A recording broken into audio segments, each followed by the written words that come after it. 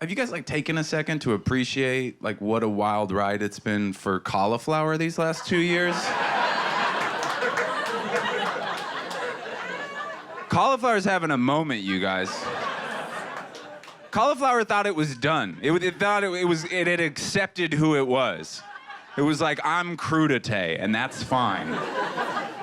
And then one day his agent called and was like, you're not gonna fucking believe this. You booked pizza. You booked pizza, my man. I got tortillas on the other line, and Rice is heavily interested.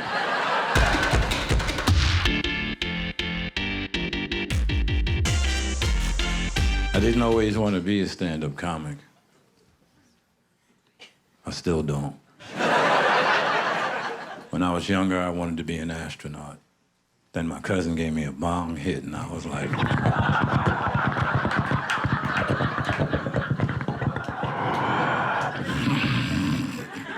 We don't have to travel that far.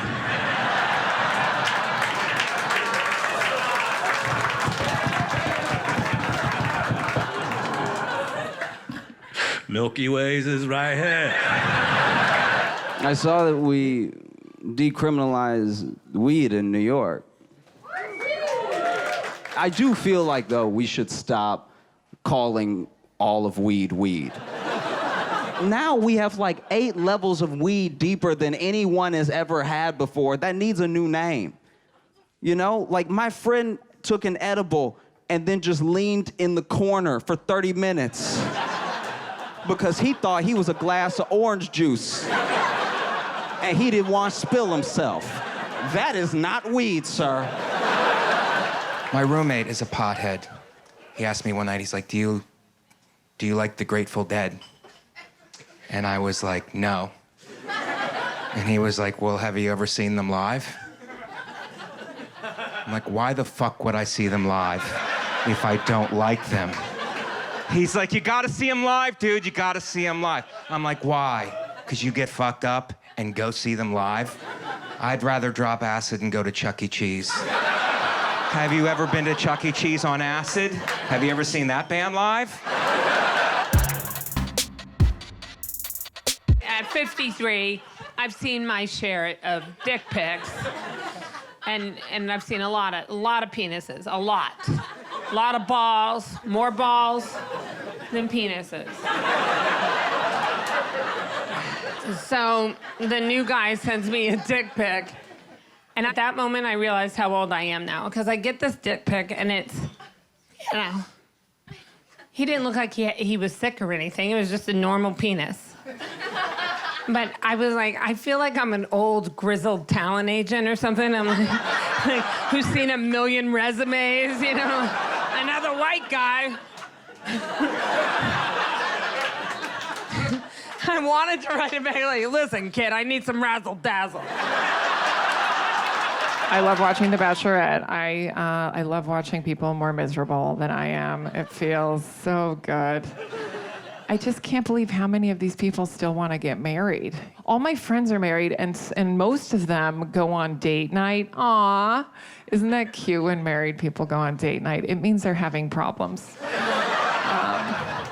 Do you know how you know dating is more fun than being married? People who date don't have married night. To go on the apps again. That's what you have to do. Meet a lot of weirdos, you know. I went on a date with a guy who could just flip everything I said into something sexual. I'm sure you have friends like that. He was like, what kind of music do you like? It's like, oh, I've been listening to the Beatles. I know that's kind of lame. Usually you do that when you're young and get over it, but I just think they're cool. And he said, what Beatles song would you fuck me to? Help?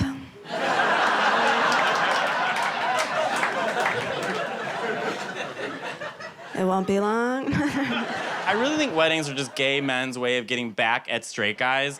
So hear me out. I think the first wedding planner was this gay guy, obviously, and he was getting the crap beaten out of him. And the guy's like, you fucking faggot. And the gay guy's like, oh, I'm the faggot? Guess who's gonna pay $700 for some white flowers? You're the faggot, you know. And bridesmaids, I'm sick of women bitching about being bridesmaids. They're always like, oh, it's so horrible. For like 7 months, I have to tell her she's not fat. I have to follow her around. I have to help her wear clothes. I gotta watch her diet. It's horrible. I'm like, yeah, that's a gay man's job all the time. I love babies way too much for a big, gangly man with a blonde mustache. Nobody likes it. Nobody's comfortable with it. I found this out recently. I think as a man, you're not supposed to like babies as much as a woman. I found this out. I had a girlfriend come up to a group of friends, and she was like, I saw this baby on the subway. It was so cute. My ovaries were aching. They're like, you're ready to be a mom? That's what that means. You know that, right? I couldn't be like, man. Just sells baby in Dunkin' Donuts. It was so cute. My balls were quivering. I love how you're laughing right now. It's making me feel better. What's your name? I know you can't. I can't breathe either because I don't take care of myself.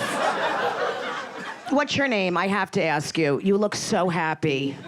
My name's Kisa. Kisa? Where are you from? What does Kisa stand for? It's a whole thing. Please say the whole story because it'll take up my time and then I don't have to tell another fucking joke.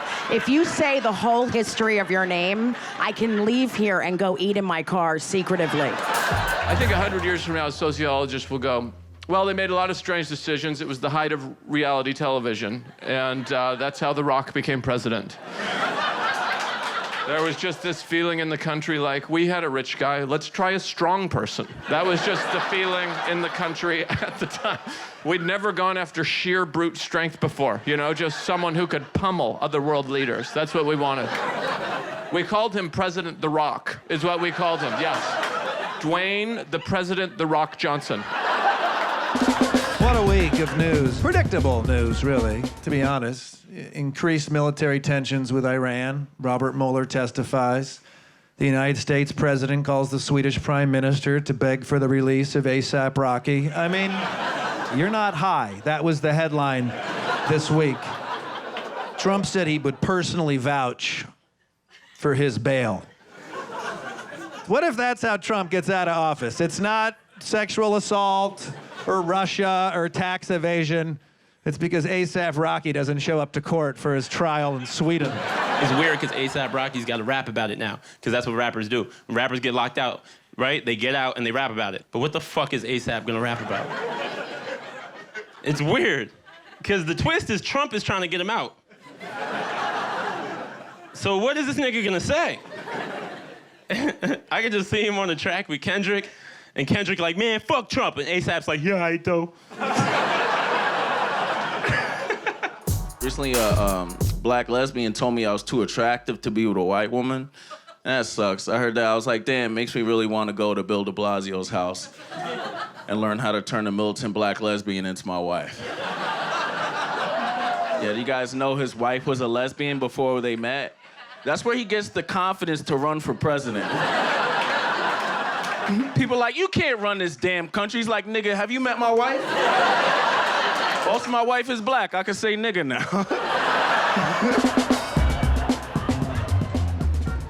Jeffrey, you know, I was talking to my mom on the phone about Jeffrey Epstein. You know what she said to me? She said, you know what the worst part is? He's a Jew. I was like, that is not the worst part. I don't know if you read the details of the story, but the fact that he shares the same heritage as us, not the #1 problem here. I like what Trump said about him. They asked Trump about him, and he said, not a fan. I was like, yeah, that's probably the right angle to take with an alleged pedophile. You know, you hear all this pedophilia stuff. Does it make you glad that you're not a pedophile? You ever think about that? Right? Because they didn't choose that. They just got dealt a bad hand. We're extremely lucky. We should be grateful. Think about how close we all were. When I was in 3rd grade, I was attracted to 3rd grade girls. Now I like adult women. When I was in 3rd grade, I liked grape juice. Now I like red wine. But I still like grape juice.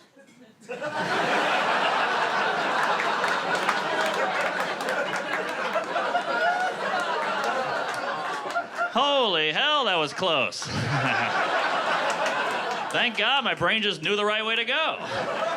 How lucky am I? It's the 50th anniversary of the moon landing. It's also the 50th anniversary of when Ted Candy killed that lady in the lake. I bet that's one guy who was really happy we landed on the moon that weekend. Quick, someone create distraction.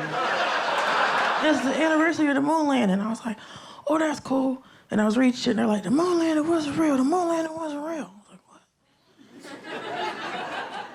But we got footage. Somebody went to the fucking moon. I'm like, oh. These white people don't think that racism is real. Why would they believe the fucking moon landing? We got plenty of footage for that shit. You know what's not real? Fucking zombies, but y'all are getting real prepared for that. It's hot as fuck out here. I am not good in the heat, man. I am a different type of Negro, yo. I really am, man. I'm just like, I would have been a horrible slave. Like, I learned that about myself. I'm telling you, man, like, I mean, I would have been optimistic on the way over because I'm a Libra, you know what I mean? But the minute we got over here, man, and they were like, all right, you gotta go pick that cotton, I'd be like, in this fucking, are you out of your mind? I'm not picking no fucking, they'd be like, well, I'm about to beat you. I'm like, well, easy. Just like a slave master, don't know how to use your words. Take a breath, let's talk about it for a second. What if I pick at night? Is that a thing? Is that on the agenda? I feel like this is the kind of weather that will like force you to love yourself.